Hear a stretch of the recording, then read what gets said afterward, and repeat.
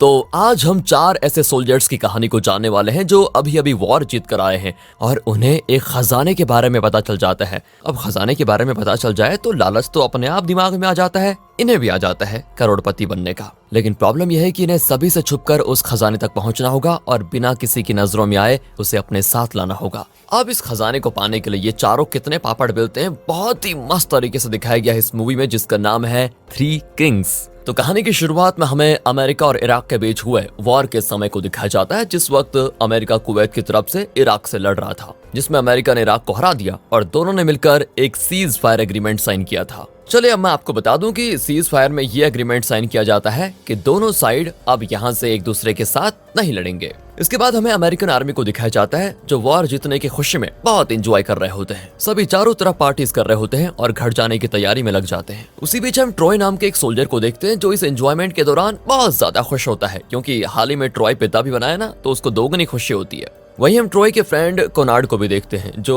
वैसे तो ट्रॉय से आर्मी रैंकिंग पोस्ट में नीचे है, लेकिन फिर भी दोनों बहुत अच्छे दोस्त हैं, कोई भेदभाव नहीं होता दोनों में। अब कोनार्ड का सपना यह है कि वो एक दिन ट्रॉय जैसा बनेगा, मतलब ऊंची पोस्ट वाला। इसके बाद शाम में हम मेजर आर्की को देखते हैं जो कि उस वक्त कैथी नाम के एक जर्नलिस्ट के साथ थोड़ा एंजॉय करने में लगा होता है। इसी बीच वहां पर कर्नल हॉर्न एडिना नाम के एक टीवी रिपोर्टर के साथ पहुंच जाते हैं और दोनों ही मेजर आर्ची का ये कार्यक्रम देख लेते हैं। कर्नल को तो गुस्सा आएगा ही ना जब कोई ऐसा करेगा, पर उससे ज्यादा गुस्सा एडिना हो जाती है, क्योंकि एडिना की कॉम्पिटिटर कैथी ही थी और दोनों यहाँ पर इसीलिए आए थे ताकि दोनों को कुछ नई स्टोरीज मिल जाए जिससे वो दोनों अपने न्यूज़पेपर कंपनी में पब्लिश कर पाए। लेकिन कैथी ने स्टोरीज निकालने के लिए कोई दूसरा ही रास्ता चुना, थोड़ा पर्सनल, क्योंकि ऑफिसर बिना किसी वजह के क्यों अपना समय किसी जर्नलिस्ट को देंगे। पर एडिना कुछ भी ऐसा नहीं करना चाहती थी, मतलब इस तरह की हरकतें, इसलिए वो आर्की पर बहुत गुस्सा हो जाती है। उसी रात कर्नल आर्की पर गुस्सा करता है और उसे एड्रिना को कुछ रियल स्टोरीज देने की जिम्मेदारी दे देता है। अब अगली सुबह अमेरिकन आर्मी सभी इराकी ऑफिसर्स को टॉर्चर करने लगते हैं ताकि वो उनसे इन्फॉर्मेशन निकाल पाए,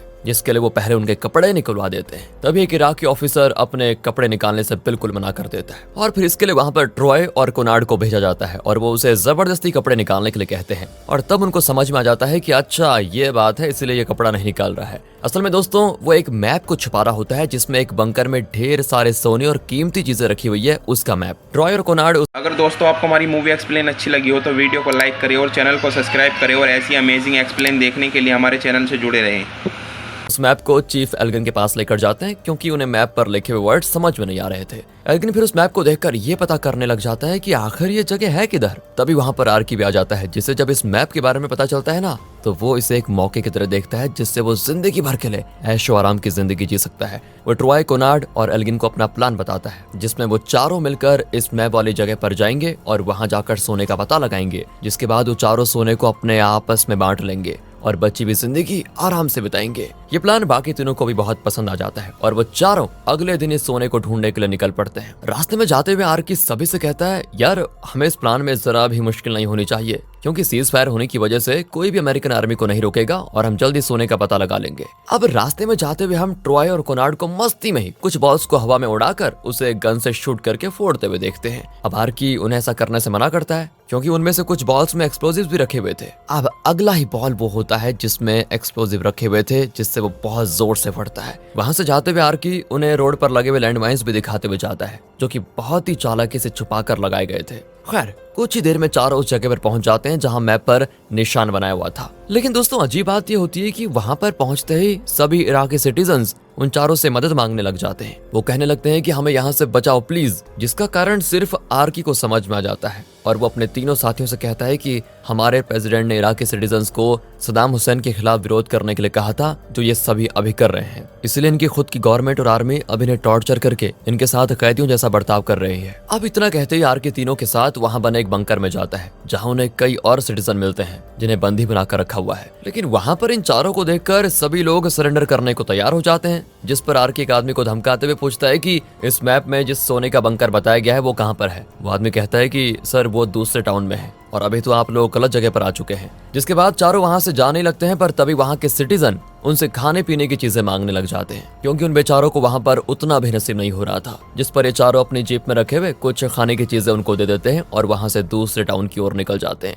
अब वहां जाते वक्त बीच रास्ते में आर्की जीप को रोकता है और कहता है, मुझे पता चल चुका है कि वो खजाना आखिर है कहाँ। असल में वो उसी टाउन में है जहाँ से हम अभी आए हैं। अब बाकी के तीनों पूछते हैं कि तुम इतने श्योर कैसे हो। जवाब में आरके कहता है कि मैप में उसी टाउन के बारे में बताया गया है और वहां से जाते हुए मैंने एक कुएं जैसा बंकर देखा था जिसके आगे 2 इराकी सोल्जर्स खड़े थे। अब सोल्जर्स वहां खड़े थे, इसका मतलब वहां कुछ तो कीमती चीज है जिसकी सिक्योरिटी के लिए उनको वहां पर रखा गया है। यही सोचकर ये चारों उस टाउन में जाते हैं और उस बंकर को खुलवाते हैं जिसके अंदर एक अलग ही रास्ता बना होता है, जिसमें जाने पर उन्हें कई इराकी सोल्जर्स वहां मजे मारते हुए दिखाई देते हैं। वहां पर सभी इंजॉयमेंट की चीजें होती है और चारों तरफ कई टेक्नोलॉजिकल डिवाइसेस भी। अब आरकी उनमें से एक को सोने के बारे में पूछता है जिस पर वो जवाब देने से बिल्कुल मना कर देता है। थोड़ी देर वहां पर ढूंढने पर आरकी को वो कमरा मिल जाता है जहां पर सोना और बाकी कीमती चीजें रखे हुए हैं। बंकर के बाहर तो कोनार्ड पहरा दे रहा था और अंदर तीनों सोने को कैसे लेकर आए यही सोच रहे होते हैं, क्योंकि जैसे वो सोने के बैग्स को उठाते हैं वो वहीं फट जाते हैं। इसके बाद उन्हें वहां पर ढेरों सारे लग्जूरियस ब्रांड्स के बैग मिलते हैं जिसमें एक एक करके वो सारा सोना भर देते हैं और इराकी सोल्जर से कहते हैं हम यहाँ चोरी करने नहीं आए हैं, हमें बस कुवैत का सोना उसे वापस लौटाना है। असल में दोस्तों ये कीमती चीजें, ये सोना इराक ने कुवैत से ही वॉर के समय पर चुराया था। ये सुनकर तो वो सोल्जर्स भी उनकी मदद कर देते हैं और बाहर एक ट्रक में उसको रखवा भी देते हैं। उसी दौरान उस बंकर में आरकी आमिर नाम के एक रिबेलियन इराकी सिटीजन से मिलता है जिसे मिलिट्री ने लंबे समय से कैद करके रखा हुआ है। आरकी आमिर और वहां के कई रिबेलियन को आजाद करवाता है और सोने को लेकर वहां से जा ही रहा होता है कि तभी पीछे से एक इराकी सोल्जर आमिर की वाइफ को शूट करके मार डालता है। अब ये देखकर तो आरकी वहां से अकेले जाने का फैसला बदल लेता है। वो अब उन रिबेलियन को भी अपने साथ ले जाना चाहता है क्योंकि उनमें से कई छोटे छोटे बच्चे भी हैं जिनकी उम्र अभी कैदी बनकर रहने लायक नहीं है। ये सोचकर आरकी उस सोल्जर के पास जाता है जिसने अभी उस रिबेलियन की वाइफ को मारा था और उसे मारते हुए वहीं गिरा देता है। फिर वहां इन चारों और इराकी सोल्जर्स के बीच फायरिंग शुरू हो जाती है जिसमें ये चारों उन पर काफी भारी पड़ते हैं और फायरिंग के कुछ ही पल के बाद वहां के आधे इराकी सोल्जर्स जमीन पर पड़े होते हैं और आधे अपने हाथ ऊपर खड़े करके सरेंडर कर रहे होते हैं। आरकी फिर उन सभी सिविलियंस को वहां से बचाकर अपने साथ ले जाने लग जाता है,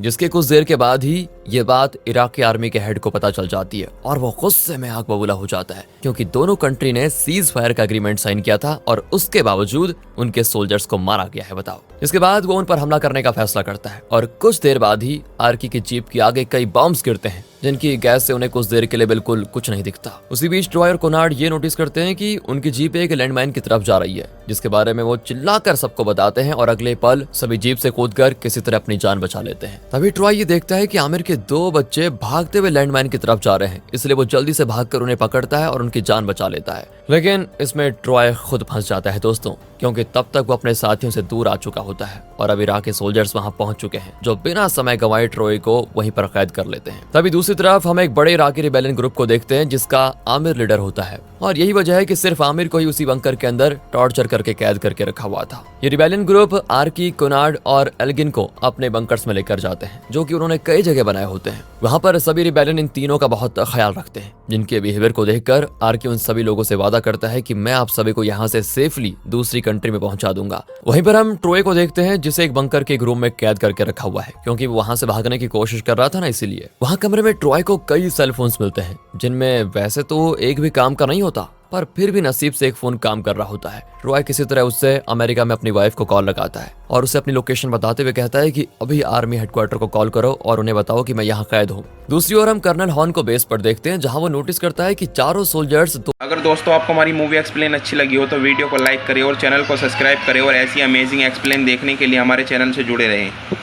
2 दिन से कहीं गायब है, जिसके बाद पूछताछ करने पर पता चलता है कि उन सभी को इराकी सोल्जर से एक मैप मिला था। हॉर्न इससे समझ जाता है कि जरूर उस मैप में कोई कीमती चीज का नक्शा रहा होगा, इसलिए ये चारों एक प्राइवेट मिशन बनकर उस चीज को ढूंढने गए हैं। अब सीन वापस ट्रॉय पर शिफ्ट होता है जहां पर एक इराकी सोल्जर ट्रॉय को बहुत देर से टॉर्चर कर रहा है। वो ट्रॉय को बार बार बिजलियों के झटके देता है जिससे ट्रॉय की हालत बहुत खराब हो जाती है। उसी वजह से ट्रॉय से ये पता चलता है कि ट्रॉय हाल ही में पिता बना है, जिस पर वो सोल्जर अपनी कहानी ट्रॉय को बताता है। वो ट्रॉय से कहता है कि वॉर के साथ मैंने सदाम का साथ दिया था ताकि मेरा परिवार शांति से आगे की जिंदगी बिता पाए, लेकिन उसके बदले अमेरिकन ने मेरी फैमिली पर बॉम्ब्स गिराया जिसमें मेरी बीवी और मेरी छोटी बच्ची की मौत हो गई। इतना कहकर वो सोल्जर ट्रॉय से एक सवाल पूछता है कि तुम अपनी फैमिली को इस जगह रख कर देखना, अगर उनके साथ ऐसा कुछ हुआ होता तो तुम क्या करते। ट्रॉय बेचारा शांत हो जाता है। दूसरी तरफ आरकी आमिर के साथ मिलकर प्लान बनाता है कि कैसे वो ट्रॉय को वहां से छुड़ा सकते हैं। आरकी आमिर से पूछता है कि एक बात बताओ, ये लोग सबसे ज्यादा किससे डरते हैं। आमिर का जवाब होता है सदाम से,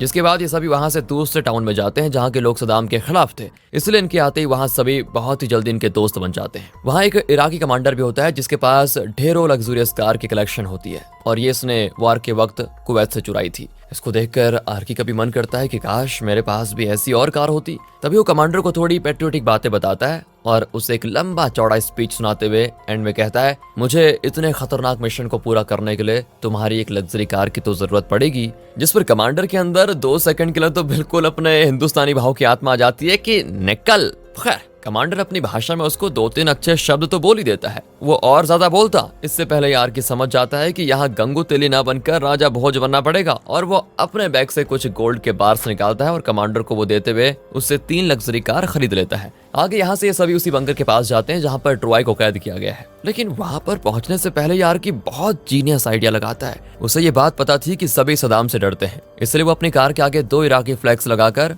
उसे पूरी तरह सदाम हुसैन की कार की तरह बना देता है, जिससे उन्हें ऐसा लगे कि सदाम उनकी तरफ आ रहा है। इस प्लान को और अच्छे से एग्जीक्यूट करने के लिए वो एक सिविलियन को सोल्जर का कपड़ा पहनाकर बंकर पर भेजता है, जो वहां पर जाकर ये खबर देता है कि यहाँ पर सदाम आ रहे हैं और वो वॉर होने की वजह से सभी सोल्जर्स पर गुस्सा भी है। अब उन्हें इतना गुस्सा है कि वो आते ही सभी को मार देंगे। अब इससे होता ये कि इस डर से आधे सोल्जर्स तो बंकर से भाग ही जाते हैं, जिसके बाद आर्की, कोनार्ड, एल्गिन रिबेलेंस के साथ वहां पहुंचकर बचे हुए आधे सोल्जर्स को ठिकाना लगा लेते हैं और इसी बीच वो ट्रॉय को भी बचा लेते हैं। पर उसी वक्त 2 इराकी सोल्जर्स छुपे होते हैं वहां पर, जो कि ट्रॉय और कोनार्ड को शूट कर देते हैं, जिसमें आर्की किसी तरह ट्रॉय की तो जान बचा लेता है। पर कोनार्ड इसमें मारा जाता है। अब आर्की को सभी रिबेलेंस को इराक के बॉर्डर के उस तरफ ले जाना है, इसलिए वो अपने एक दूसरे आर्मी फ्रेंड वॉल्टर को कॉल लगाता है, जो कि उस वक्त मेन बेस पर होता है और वो वॉल्टर को कुछ पैसों का ऑफर देकर यहाँ 3 ट्रक्स को लेकर आने के लिए कहता है, जो कि उन रिबेलेंस के लिए था ऑफ कोर्स, जो उन लोगों की बॉर्डर पार करने में हेल्प करेंगे। साथ ही वो जर्नलिस्ट एंड्रिया को भी लाने के लिए कहता है। इसका कारण क्या है ये मैं आपको बाद में बताऊंगा, लेकिन अगर आप उससे पहले गैस कर लिए हैं तो बहुत बढ़िया।